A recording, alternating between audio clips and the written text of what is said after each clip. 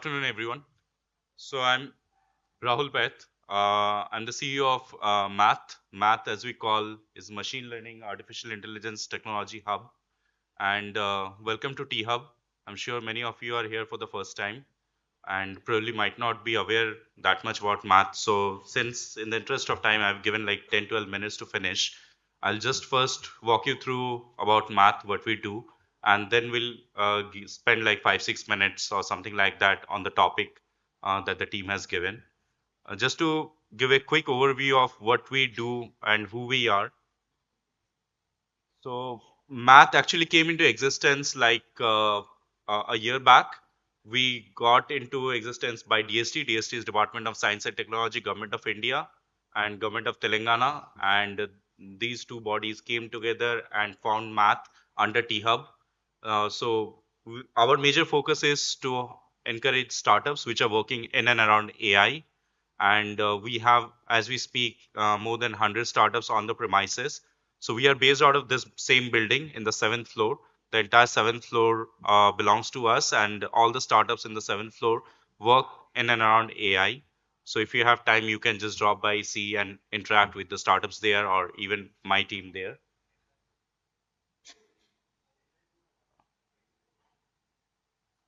So again, it's not working. Okay. So this just gives a quick snapshot of the ecosystem that we have built in math, and it talks about the number of startups, corporates, mentors, and different kind of offerings that we are having, and also few key startups. This is like the math offering, I think, which might interest few of you. I'm not sure if any of you are already entrepreneur or want to become an entrepreneur or have been an ex-entrepreneur. But we went out to the market, we did a study, what we realized, and we tried to understand for building any AI solution, what are the top challenges that any startup look for or face. And what we realized are the pointers that are shown on this slide. So couple of them are like the top ones are like the compute. So today everybody is worried about the cost of compute. Second is like the data, because when you are building any AI algorithm, it's all about data, how good and unbiased the data is. And I will get into that data piece after 2, 3 minutes. But data was the major challenge for most of the startups or entrepreneurs or innovators. Like they were struggling to get the right kind of data, access to data, even in India where we have data in abundance, but right kind of data is always a challenge. Then is the skill. So AI being is not a new area, but the buzz is sudden.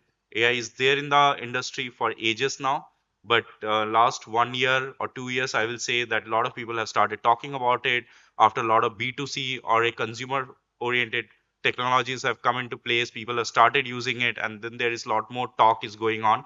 But now the major challenge which has come, and every engineering college we go, they want to just study AI and data science nowadays. They are not interested to study mechanical or any of those engineering. So that is a challenge that, the skill is a big gap. And second is like the skill for the even the startups. They are also not getting the right kind of talent. Mentorship is a challenge because there are not many mentors around that. So we identified these gaps, and today from math, these are the top offerings that we have, or the areas where we support people. So as we speak, in the same building in the basement, we have a data center with GPUs. Also, we are the largest aggregator, or the single point where you can get cloud credits from anyone and everyone under the sun, be it Nvidia, AWS, Microsoft, Google, Geo, E2E, and all these players, whoever are providing that cloud credits. So they are all associated with us, and the startups working with us or the people working with us, we extend them a lot of free credits. So if your idea is good, if you have proper validation, the cloud credit free amount goes up to 200,000 US dollars also, up to that amount. So it's a huge, humongous, probably the largest in the country that any organization like ours is providing.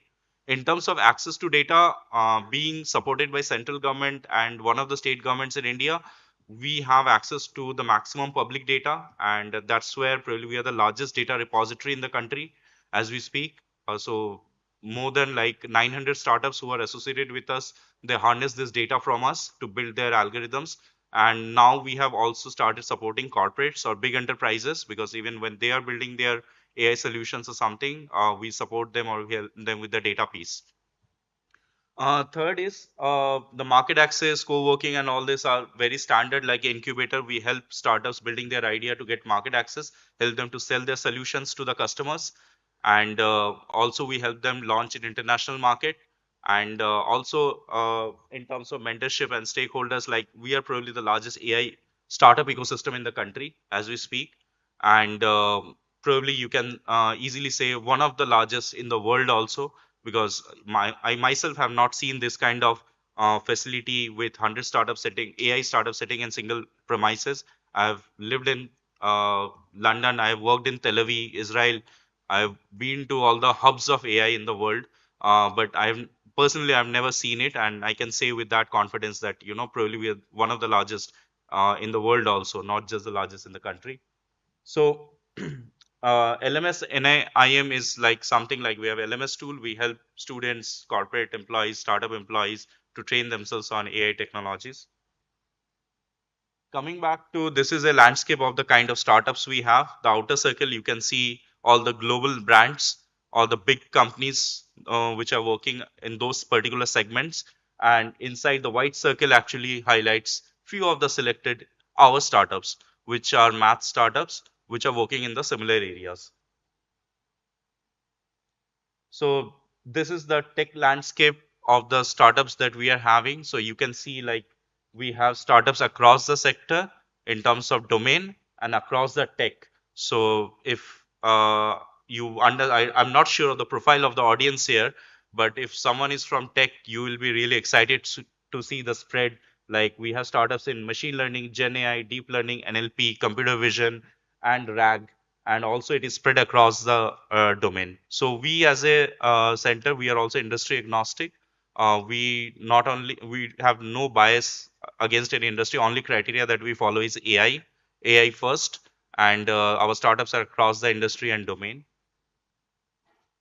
This is again like couple of startups, a brief categorization in terms of different areas that they are working. And these are the kind of corporate clients that our startups have cracked. So our corporate startups which are working with us, and that is the biggest advantage of startups to come and work with us, is that we help them get businesses. So these are the corporates who have become our startups clients. These are all big companies, you can see big corporates, and this is just a selected few number. Apart from funding, infrastructure, cloud, data, all these things that I have mentioned, this help them get business. So we are not more, we are a business incubator, not an academic incubator. So our major focus is more on the business side, and even the team that we are working, including myself, like we all come from corporate and startups of building startups for decades, and this is the value that we bring on table for the startups who are working with us. Now, coming back to today's topic, harnessing big data responsibility, bias, and discrimination in AI innovation. So, this is a very generic topic. I think people are talking about it from ages. I will just highlight one of the case study that I have been personally working very closely with. But before going to that, this is just a high level idea about this model. Just shows like bad data in and the bias, if it enters the data set at a very early stage, how it impacts the model, how it impacts the outcome, and how it impacts the journey. Now, be it in healthcare, fintech, and hiring, these are the three scenarios that we have shown here. If you are building anything in healthcare, whether you are a techpreneur, whether you are a doctor, whether you are a social entrepreneur or anything, you want to do something around healthcare. Healthcare is one sensitive area where the biases actually can kill the end objective or what you want to achieve end of the day. Because and the biases not only starts just at the AI engineers level, it is a social responsibility. So it happens across the spectrum. So the doctor who is treating the patient from that point of time where the data gets generated to the facilities he is getting, from the time the AI developer who gets the data to build his algorithm, in every stage we need to check the data, because if we are not checking the data at every level, the end outcome can never be positive. So here you can see like few points are mentioned, like healthcare, I will just give you one quick example with AI we are talking about. Now, AI in radiology is one area where you have seen like a lot of this malignancies in the tumors or lumps are getting diagnosed by AI engines to understand whether it is cancer or not, right? Now, how the AI algorithm detects it, it is all based on the training and the data that goes in. If that data is not correct, then the outcome will never be correct. And that's why like companies like big corporations are working for 3 4 years to achieve the accuracy of 98%, 99%. But today, unfortunately, the scenario is that they are not even closer to 93 or 94%. And the major reason for that, the data that we are feeding into the system is not very clear or not very unbiased. So that is a misdiagnosis, is a major challenge in building healthcare solutions. And also when any AI developer or someone who is picking the data and how he is designing the data set, how he's designing his study, that need to be taken care at that level. Similarly, in hiring, we know like there are a lot of ed tech and AI tech, not ed tech, sorry, AI tech hiring platforms are coming, and there also we need to train the algorithm like how we hire the person. So just to give a quick example, a lot of AI platforms has come who based on facial features understand the person is confident or not. Now, while training it, if I'm not providing sufficient amount of data, then the outcome will never be positive. So that is the area where even in the hiring industry where AI is playing a major role today. And many of you might be giving interview already and you might not be aware that there is an AI engine which is observing your behavior while you give the interview. So all this data your HR manager is capturing. Now the thing is that it's a big thing which sometimes the candidates understand or they are not aware of. But the people who are building that kind of systems, it is very important like how clean the data is when they are training the algorithm. Similarly, in finance, like fintech is a big area where the data bias and all this is playing major role in terms of the loan sanctions and the financial disparity which is there in the market. So these are all the effects basically. Coming back to this study, so this was done by British Journal of healthcare, and this is like I was able to contribute to an extent when I was in London, and this study actually says, or this slide actually is having a lot of data points, but what basically we are trying to say is that in this diagram that whatever bias comes, it never comes at one particular area. You can see like world data design use, so bias actually comes at different stages, right? It is not that just at the data stage the bias will come, or at the design stage the bias will come, or at the user or the at the societal stage. So the crux of this story or the study was that removing bias from the system to build a responsible AI, what we say, is not a just a AI engineer's responsibility. It is a social responsibility. So one person who is just coding or building the algorithm, he can't build the best product if overall as a society we are not doing our job perfectly and if we have biases. So you can see that even in a clinical decision making, if there the bias comes, the data that is generated out of it will always be biased. And if the data is biased, then when we are designing it, even however perfect design you do, that will automatically get biased. And that is the entire learning that we got. We are just showing it to you just to convey the single message that irrespective of the industry sector domain you are working, if we have to handle this data bias thing, then it is a holistic responsibility, it is a social responsibility.